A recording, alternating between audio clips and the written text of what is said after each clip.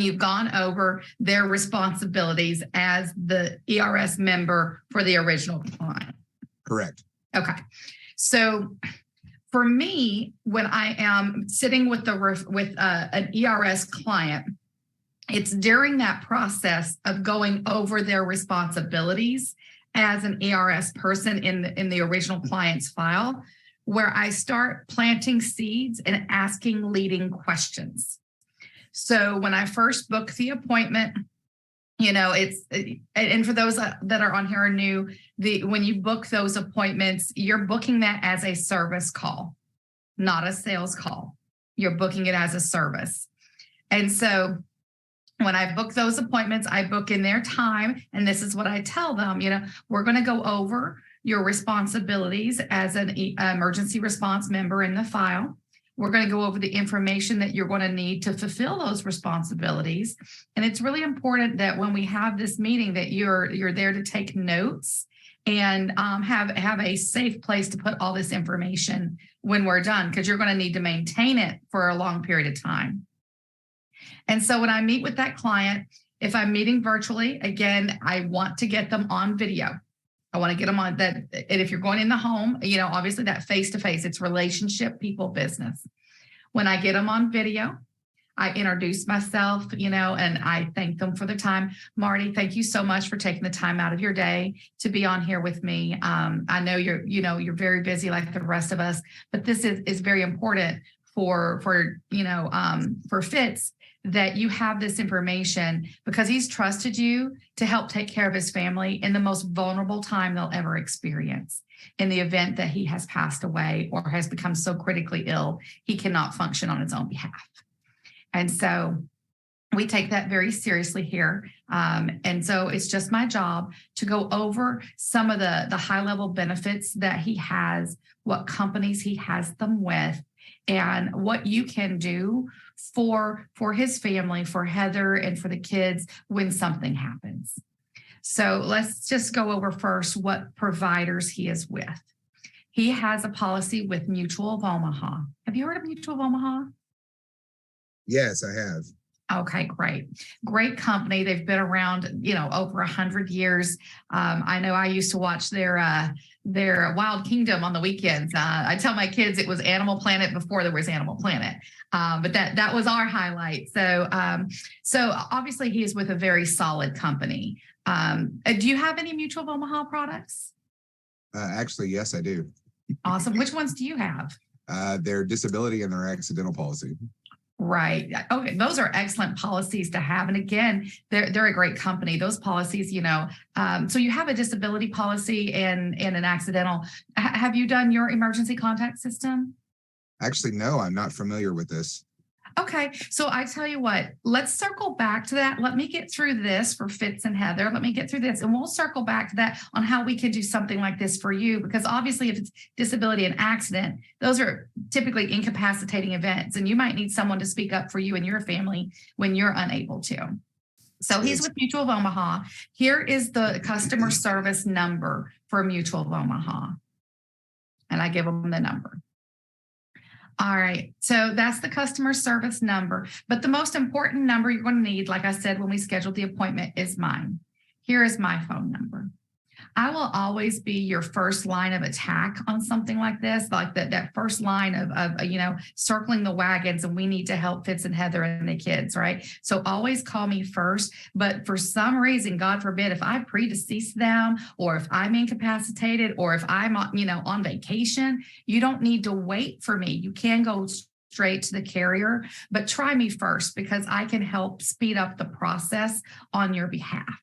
So definitely, here's my number. Make sure you get that written in there. Okay, the other provider that they are with is Foresters. Now, Foresters is a wonderful company that has a lot of extra benefits in there, and we're going to go over some of those. They have like an orphans benefit. They do like a free will and things like that, benevolent grants. So if anything at all happens to Fitz, and we know Heather, she's going to be right there by his side. She's going to be taking care of the kids. She's going to be handling a lot. So if anything at all happens to Fitz, even though this is life insurance, there's extra benefits in there. So if he becomes incapacitated for any reason, you call me because there may be some benefits for his family in there that you guys are unaware of that are attached to that life insurance policy. Those benevolent grants, I've seen them give away anywhere from $300 to $3,000. And it's a grant. It's not an insurance claim. So, and it's all kinds of weird situations. I had a client that had to have knee surgery and Forrester sent him a $300 benevolent grant. So you just never know what kind of benefit can be in there for them. So here is Forrester's phone number. And I give the phone number. Now, have you heard of Forrester's before? No.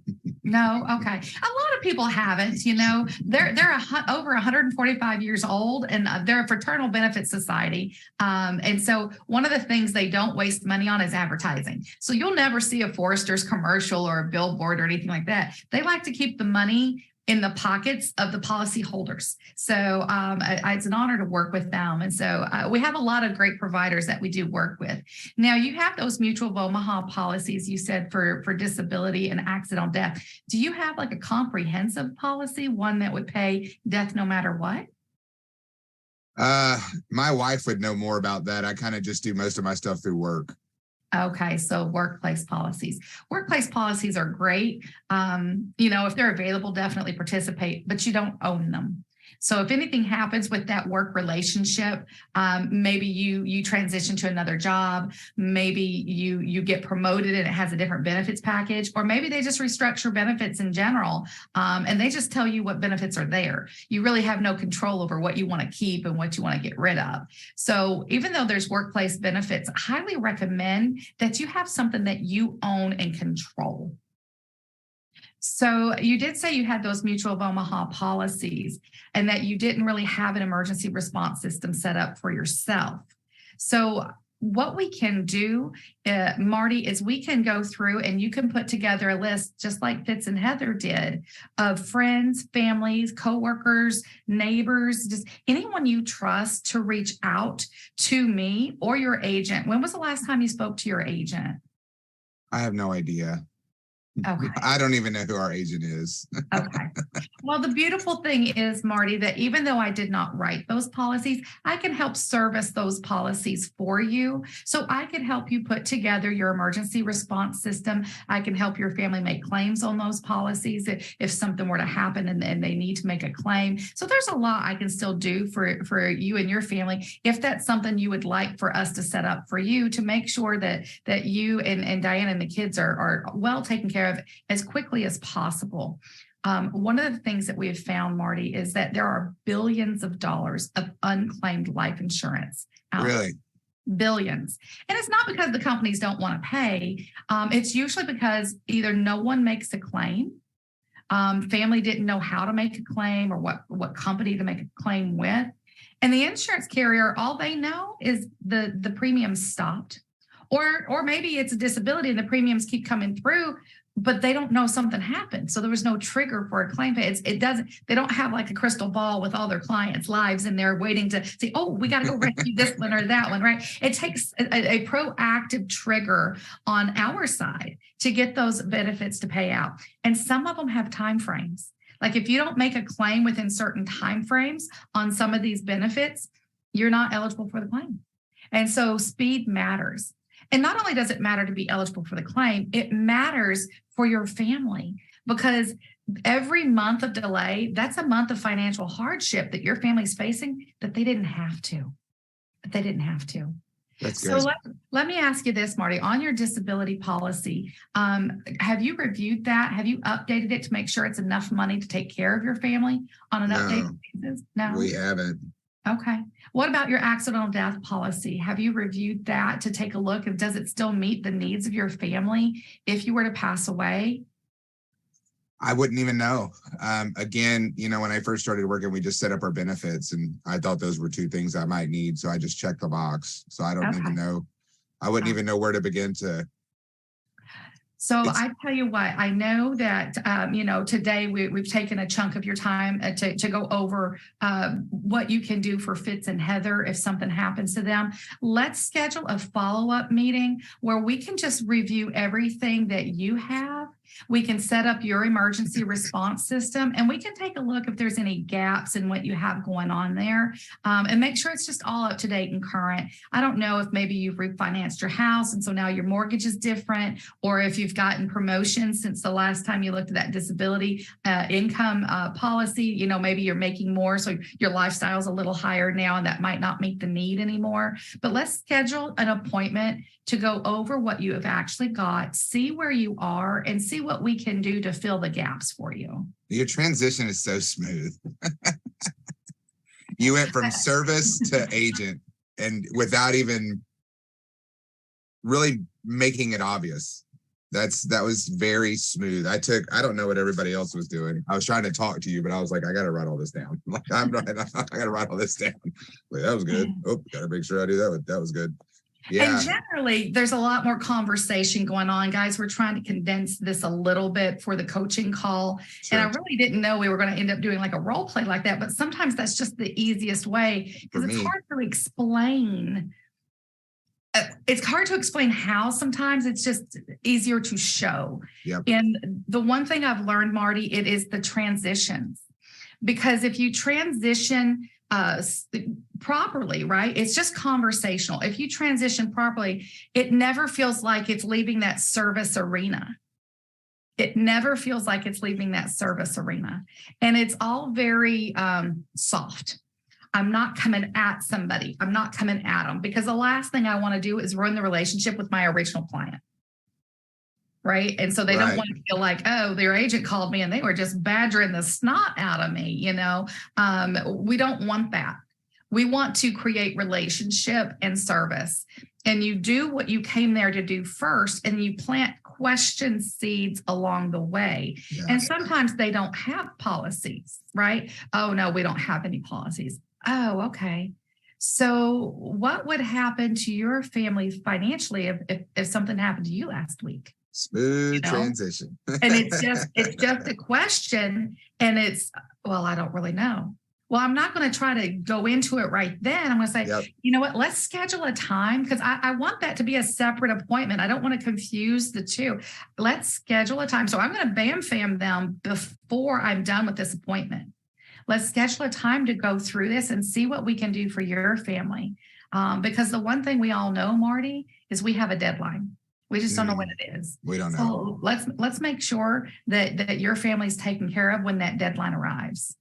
So just for those that are listening, I had someone text me a great question, and we want to make sure that they understand how we're getting the ERS.